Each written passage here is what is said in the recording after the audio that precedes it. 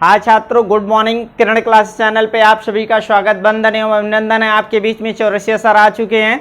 आज हम लोग प्रायद्वीप भारत की नदियों के बारे में पढ़ेंगे।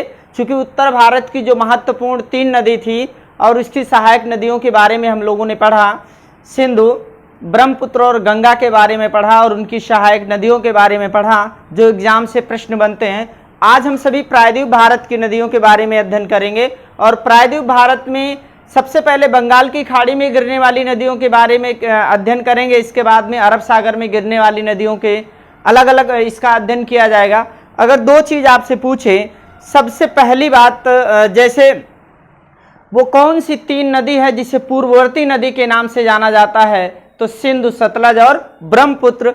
इसे पूर्ववर्ती इसलिए कहा जाता है क्योंकि ये नदी हिमालय पर्वत की उत्पत्ति से पहले ही बहती थी, इसीलिए इसे पूर्ववर्ती नदी के नाम से जाना जाता है। दूसरी चीज कि जहां आज हिमालय है, यहां पर सबसे पहले टेथिस नाम का सागर हुआ करता था या टेथिस नाम की भूसन्नति हुआ करती थी। आइए आपके प्रायद्वीप भारत की नदियों पर आने से पहले कुछ महत्वपूर्ण युद्धाभ्यास के बारे में देखते हैं कि कौन कौन सा युद्धाभ्यास जो 2 देशों के बीच में होता है। जैसे सबसे पहले युद्धाभ्यास खंजर युद्धाभ्यास, भारत और किर्गिस्तान के बीच में। कौन सा युद्धाभ्यास? खंजर युद्धाभ्यास, भारत और किर्गिस्तान के बीच में। फिर इसके बाद में एक्स डिजर्ट नाइट, भारत और फ्रांस के बीच, जो कि राजस्थान में हुआ, जोधपुर में, और पहली बार राफेल विमान का इस युद्धाभ्यास में प्रयोग किया गया, एक्स डिजर्ट नाइट युद्धाभ्यास का। फिर इसके बाद में आपका वज्र प्रहार, ये वज्र प्रहार जो युद्धाभ्यास होता है ये भारत और अमेरिका के बीच में होता है। कौन सा युद्धाभ्यास? वज्र प्रहार युद्धाभ्यास, भारत और अमेरिका। आपका संप्रति सेवन और बोंगो सागर, संप्रति सेवन और बोंगो सागर, ये भारत और बांग्लादेश के बीच में युद्धाभ्यास होता है, संप्रति सेवन और बोंगो सागर। फिर इसके बाद में आपका मालाबार युद्धाभ्यास है। मालाबार युद्धाभ्यास पहले 3 देश करते थे, अब ये 4 देशों द्वारा किया जाता है, भारत, जापान, अमेरिका, ऑस्ट्रेलिया, और ऑस्ट्रेलिया लास्ट में सम्मिलित हुआ इसमें मालाबार युद्धाभ्यास में। फिर इसके बाद में आपका अगला है कौन सा युद्धाभ्यास? आपका प्रबल दोस्तिका, भारत और कजाकिस्तान के बीच में प्रबल दोस्तिका। हैंड इन हैंड, भारत और चीन के बीच में होता है, hand in hand. Surya Kiran, Surya Kiran, Bharat और नेपाल के बीच में होता है। मित्र शक्ति और स्लाइनेक्स, भारत और श्रीलंका के बीच में होता है। मित्र शक्ति और स्लाइनेक्स भारत और श्रीलंका के बीच में होता है। आपका बोंगो सागर तो हो गया। फिर इसके बाद में आपका अगला है, आपका है गरुड़ युद्धाभ्यास। ध्यान रखिएगा, यहां पर जो फंसाने वाला काम करता है, एक गरुड़ शक्ति है और एक गरुड़ युद्धाभ्यास। जो गरुड़ युद्धाभ्यास है ये भारत और फ्रांस के बीच में है, जबकि गरुड़ शक्ति की बात करेंगे तो भारत और इंडोनेशिया के बीच में है। फिर इसके बाद में आपका अगला है जिम्बेक्स युद्धाभ्यास, धर्म गार्जियन और जिम्बेक्स युद्धाभ्यास भारत और जापान के बीच में होता है। फिर इसके बाद में सिम्बेक्स युद्धाभ्यास भारत और सिंगापुर के बीच में होता है। फिर इसके बाद में एक और युद्धाभ्यास है आपका सिटमेक्स, इसमें भारत, सिंगापुर और थाईलैंड, भारत, सिंगापुर और थाईलैंड, ये आपका। फिर इसके बाद में समुद्र शक्ति की बात करेंगे तो भारत और इंडोनेशिया। ध्यान रखिएगा, जहां पर शक्ति लग जाएगी वो भारत और इंडोनेशिया के बीच में युद्धाभ्यास हो जाएगा। ये अजय वारियर की बात करें तो भारत और ब्रिटेन के बीच में युद्धाभ्यास होता है। कौन सा? अजय वारियर। तो ये आपका इतना ही बहुत ही महत्वपूर्ण युद्धाभ्यास था। आइए हम सभी अब देखते हैं सीधे प्रायद्वीप भारत की नदियों के बारे में। और प्रायद्वीप भारत में वो आपकी जो कि बंगाल की खाड़ी में गिरने वाली नदियां हैं। फट से जुलाई महीने का 1 मिनट में दिवस, 1 जुलाई जीएसटी दिवस, चिकित्सा दिवस, और कौन सा दिवस है? एसबीआई की स्थापना दिवस। 4 जुलाई अमेरिका का स्वतंत्रता दिवस। 11 जुलाई विश्व जनसंख्या दिवस। 18 जुलाई भारतीय स्वतंत्रता अधिनियम ब्रिटेन की संसद में पारित हुआ था, स्वतंत्रता अधिनियम पारित दिवस कह सकते हैं। फिर 22 जुलाई राष्ट्रीय झंडा स्वीकृत दिवस, क्योंकि तिरंगे झंडे को 22 जुलाई 1947 को भारतीय संविधान में स्वीकार किया गया। फिर इसके बाद में आपका 26 जुलाई कारगिल विजय दिवस है, और लास्ट में जो महत्वपूर्ण है 29 जुलाई विश्व बाघ दिवस, टाइगर दिवस। और वर्तमान में कितने भारत में बाघ हैं, तो 2967। कितने हैं? 2967। सबसे अधिक बाघ किस राज्य में है? मध्य प्रदेश में 526। दूसरे नंबर पे आपका कर्नाटक है, और कर्नाटक में है कितना? 524। और तीसरे नंबर पर आपका उत्तराखंड में 442 है। ध्यान रखिएगा, अगर लक्ष्य आपने तय किया ना, लक्ष्य अगर आपका बड़ा रहेगा तो आपको कड़ी मेहनत और कड़ी संघर्ष करने पड़ेगी, तभी आप अचीव करेंगे। हमेशा आप पॉजिटिव रहिए, आपको कोई भी ताकत डिगा नहीं सकती, आपको सफल होने से कोई रोक नहीं सकता। बस आप सतत रहिए, लगातार रहिए। आइए साथ में जुड़ते हैं और हम सभी सीखते हैं प्रायद्वीप भारत की नदियां, और इसमें बंगाल की खाड़ी में गिरने वाली नदियों के बारे में। बंगाल की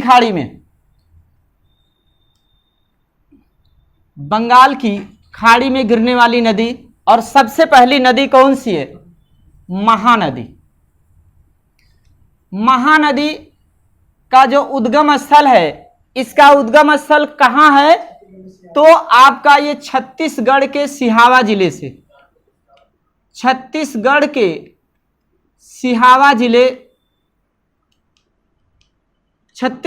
सिहावा जिले से निकलती है। अगर कहा जाए तो हालांकि लंबाई बहुत महत्वपूर्ण नहीं, लेकिन जान लीजिए 858 किलोमीटर इसकी लंबाई है। अच्छा, इसकी जो सहायक नदी है वो एक नदी, हाँ भैया, तेल नदी, इसे जरूर याद रखना है। इसकी जो सहायक नदी पूछता है, इसकी सहायक नदी कौन सी है? तो तेल नदी इसकी सहायक नदी है। किसकी? छत्तीसगढ़ की। आप हमें बताइए कि छत्तीसगढ़ भारत का राज्य कब बना? छत्तीसगढ़ जो भारत का राज्य बना वो 1 नवंबर सन 2000 को। और किससे अलग हुआ? तो ये अलग हुआ किससे भैया? आपका मध्य प्रदेश से अलग हुआ। और इसी महानदी पर भारत का सबसे लंबा बांध बना है, जिसका नाम हीराकुंड बांध है। कौन सा बांध है? हीराकुंड बांध। आइए दूसरी नदी के बारे में देखते हैं। तो स्वर्ण रेखा नदी,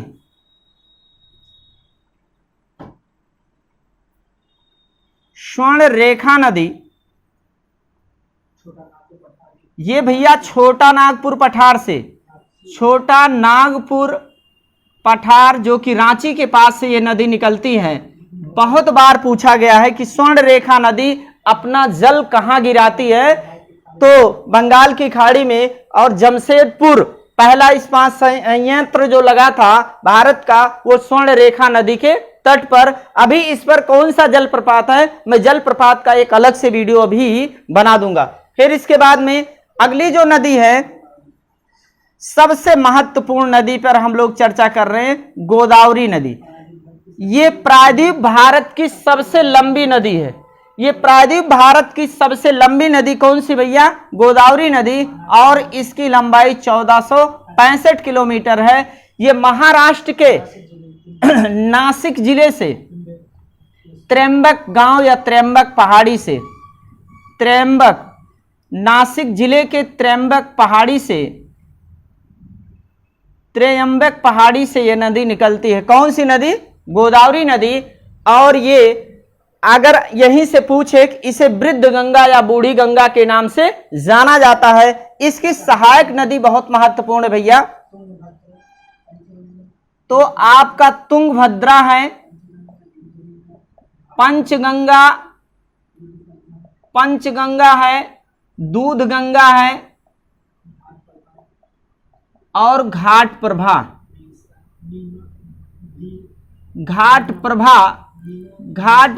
है।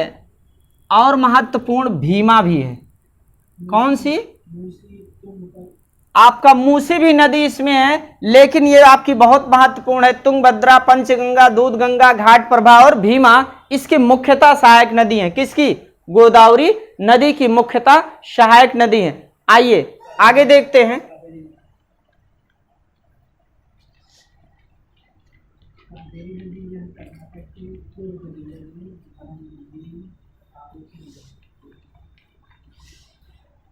अगली नदी है भैया कावेरी नदी। कौन सी नदी है? कावेरी नदी है। ये कर्नाटक जिले से निकलती है, कर्नाटक राज्य के कुर्ग जिले से। और पहाड़ी जो है वो ब्रह्मगिरी पहाड़ी है। कौन सी पहाड़ी है? ब्रह्मगिरी पहाड़ी से ये निकलती है। कर्नाटक राज्य के, ये केरल तमिलनाडु के बीच में विवादित है। कावेरी जल विवाद बहुत बार पूछा गया है, तो किसके बीच में है?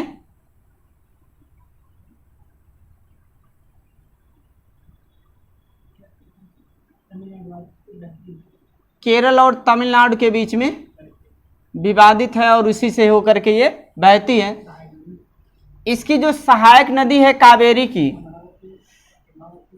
अमरावती, अमरावती है, हेमावती है,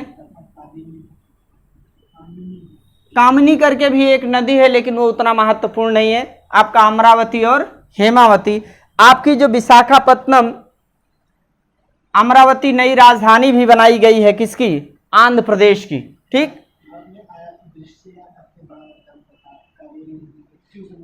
शिव समुद्रम जलप्रपात अभी आपका अलग से जलप्रपात का बनाएंगे, आयतन की दृष्टि से इसी नदी पर स्थित है। चलिए आगे देखते हैं। हाँ, इसे दक्षिण भारत की गंगा के नाम से जाना जाता है। किस नदी को? दक्षिण भारत की गंगा, कावेरी नदी। दक्षिण भारत की गंगा के नाम से इसे जाना जाता है। और नदी कौन सी है? कावेरी नदी। चलिए, आपका जलप्रपात का अलग से बना दूंगा मैं। चलिए, एक नदी है भैया, कृष्णा नदी भी है।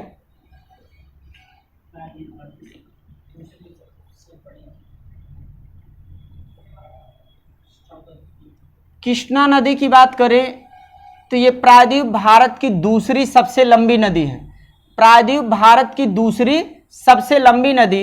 ये भी महाराष्ट्र के कहां से निकलती है भैया? महाराष्ट्र के महाबालेश्वर से, महाबालेश्वर से निकलती है। महाराष्ट्र के महाबालेश्वर से। नदी कौन सी? कृष्णा नदी। अलमाटी बांध इसी पर बना हुआ है। किस नदी पर? कृष्णा नदी पर। और इसकी जो लंबाई है वो 1400 किलोमीटर है। कितनी लंबाई है? 1400 किलोमीटर इसकी लंबाई है। और इसकी जो सहायक नदी है,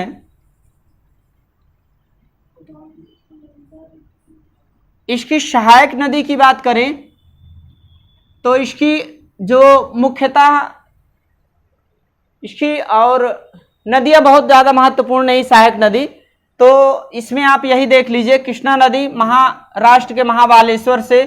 और ये दक्षिण भारत की दूसरी सबसे लंबी नदी है। अलमाटी बांध इसी पर बना हुआ है। और नागार्जुन सागर परियोजना भी आपका कृष्णा नदी पर है। ठीक। चलिए अब देखते हैं हम सभी अरब सागर में गिरने वाली नदियां। किधर भैया? अरब सागर में गिरने वाली नदी। अरब सागर में गिरने वाली नदी। अब इसी में एक नदी अगर बात करें, जैसे लूनी नदी की बात होती है तो राजस्थान के नाग पहाड़ से निकलती। खाली सुन लीजिए इसके बारे में बस। राजस्थान के पास, अरावली के पास एक पहाड़ है, नाग पहाड़ से निकलती है। कौन सी नदी? लूनी नदी। और आकर के गुजरात के कच्छ रण में विलीन हो जाती है। भारत की कौन सी ऐसी नदी है जो किसी नदी की सहायक नदी नहीं और ना ही किसी सागर या समुद्र में अपने जल को छोड़ती है? तो नदी कौन सी है? लूनी नदी। फिर इसके बाद में इसकी जो अरब सागर में जैसे गिरने वाली नदियां हैं, आइए सबसे पहली नदी की बात करें तो वो नदी है नर्मदा नदी।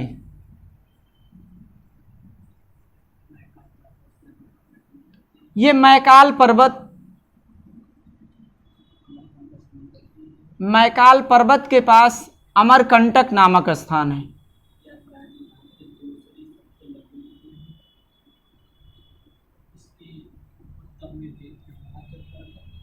अगर कहा जाए कि नर्मदा नदी जो है, नर्मदा नदी ये मान लीजिए आपका पर्वत हो गया विंध्याचल पर्वत, और ये आपका पर्वत हो गया सतपुड़ा। ये कौन सा पर्वत हो गया भैया? विंध्याचल पर्वत हो गया और इधर का पर्वत हो गया आपका सतपुड़ा। तो इसके बीच में जो नदी ये बहती है इसका नाम नर्मदा नदी है। क्या नाम है? नर्मदा नदी है। और सतपुड़ा के नीचे जो बहती है इसका नाम क्या है? ताप्ती नदी। ध्यान रखिएगा ये दोनों। अच्छा, ताप्ती नदी का उद्गम स्थल यहीं लिख लीजिए। ताप्ती का जो उद्गम स्थल है क्या? तो आपका ये मध्य प्रदेश के बैतूल जिले से, बैतूल जिला मुल्ताई पहाड़ी से, मुल्ताई श्रेणी से। लेकिन सबसे ज्यादा जो इस पर प्रश्न बनता है, इसका उद्गम स्थल ताप्ती का तो नहीं पूछा जाता है, बहुत रेयर केस में ही पूछा जाता है। इसके बारे में दो तीन प्रश्न सबसे ज्यादा बनते हैं। सबसे पहला प्रश्न बनता है कि कौन सी दो नदी जो भ्रंश घाटी में बहती है? तो नर्मदा और ताप्ती ये किस घाटी में बहती है? भ्रंश घाटी में बहती है। दूसरी चीज कि अगर कहा जाए कि विंध्य पर्वत और सतपुड़ा पर्वत के बीच में कौन सी नदी स्थित है? तो नर्मदा नदी। आप देख लीजिए इसे, विंध्य पर्वत और सतपुड़ा पर्वत के बीच में कौन सी नदी? नर्मदा नदी। अगर बात की जाए कि नर्मदा और ताप्ती के बीच में कौन सी पर्वत श्रृंखला है, पर्वत श्रेणी है? तो सतपुड़ा पर्वत श्रेणी। कौन सी? सतपुड़ा। फिर इसके बाद में अगर बात की जाए कि ये दोनों नदियां अपना जल कहां गिराती हैं? खंबात की खाड़ी में। और ये डेल्टा का निर्माण नहीं करती बल्कि ज्वार नदमुख या एस्चुरी का निर्माण करती हैं। ज्वार नदमुख या एस्चुरी का निर्माण करती हैं। दूसरी चीज कि ये पश्चिम की ओर से बहने वाली मुख्यतः नदियां हैं। वैसे तो समानता कह सकते हैं, ये चार नदी हैं जो पश्चिम की ओर बहती हैं, साबरमती, माही, नर्मदा और ताप्ती। साबरमती, माही, नर्मदा और ताप्ती ये पश्चिम की ओर बहने वाली नदियां हैं, जिसमें से मुख्य नदी कौन सी है? वो आपकी नर्मदा और ताप्ती है, जो कि डेल्टा का निर्माण नहीं करती बल्कि एस्चुरी का निर्माण करती हैं। फिर इसके बाद में अच्छा एक और बस आपकी नदियों से संबंधित सारी महत्वपूर्ण बातें हो गई, अनावश्यक चर्चाएं नहीं, एग्जाम को देखते हुए सारी बातें एकदम फैक्ट टू फैक्ट हुई। अगर कहा जाए कि दक्षिण भारत की सबसे दक्षिणतम नदी कौन सी है? तो वो नदी है वोगाई नदी। वोगाई नदी जो कि तमिलनाडु राज्य में है। किस राज्य में भैया? तमिलनाडु राज्य में है। और नदी का नाम क्या है? वोगाई नदी। और इसी वोगाई नदी के किनारे कौन सा शहर बसा हुआ है? तो तमिलनाडु का इसी नदी के किनारे मीनाक्षी मंदिर है और मदुरई शहर है। कौन सा शहर है? मदुरई शहर वोगाई नदी के तट पर स्थित है। अब माही नदी, हां देख लीजिए, जो कि कर्क रेखा को 2 बार काटती है। माही नदी जो कि भैया विंध्य पर्वत श्रेणी से ऊपर से निकलती है, यानी विंध्य पर्वत श्रेणी से निकलती हैं और ये खंबात की खाड़ी में अपने जल को गिराती हैं। दूसरी चीज कि अगर कहा जाए, यहां पर एक चीज नोट करिएगा, अगर पूछ ले कि अरब सागर में गिरने वाली सबसे लंबी नदी कौन सी है? तो नर्मदा नदी है। दूसरी लंबी नदी कौन सी है? ताप्ती नदी। अगर कहे कि प्रायद्वीप भारत की या दक्षिण भारत की सबसे लंबी नदी गोदावरी नदी और दूसरी सबसे लंबी नदी तो कौन सी हो जाएगी? आपकी कृष्णा नदी सबसे। साबरमती नदी के बारे में जान लीजिए, इसी नदी के किनारे साबरमती आश्रम बसा हुआ है। और दूसरी चीज, बस यहां से एक चीज और देखेंगे, गोवा। हां, 3 बातें यहां पर और ध्यान आ गई, इसे नोट कर लीजिएगा। पूछता है मांडवी और जुआरी किस राज्य की नदी है? गोवा की। मांडवी और जुआरी किस राज्य की? गोवा की। और केरल की सबसे लंबी नदी कौन सी है? तो भरतपुजा है। पेरियार नदी दूसरे नंबर पे है, पहले स्थान पे भरतपुजा नदी है। तो फिर इसके बाद अच्छा, प्रायद्वीप भारत की नदियों का क्रम कभी पूछ लेता है, इसे भी नोट कर लीजिएगा कि नदियों का क्रम क्या है प्रायद्वीप भारत में। तो प्रायद्वीप भारत में सबसे लंबी नदी पहले स्थान पे कौन से है? गोदावरी है। गोदावरी के बाद दूसरे स्थान पे कौन सा है? कृष्णा है। और तीसरे नंबर पे कौन सी है? महानदी। ये प्रायद्वीप भारत की सबसे लंबी नदियों का क्रम है। नंबर 1 पे गोदावरी, दूसरे पर कृष्णा और तीसरे नंबर पे महानदी। तो आपका नदियों से संबंधित जितने भी बिंदु थे, ये किसी भी एग्जाम के लिए आप इसे पढ़ लीजिएगा, एक भी प्रश्न इससे इतर नहीं बनेगा। जी ओके, बहुत बहुत धन्यवाद, थैंक यू, जय हिंद।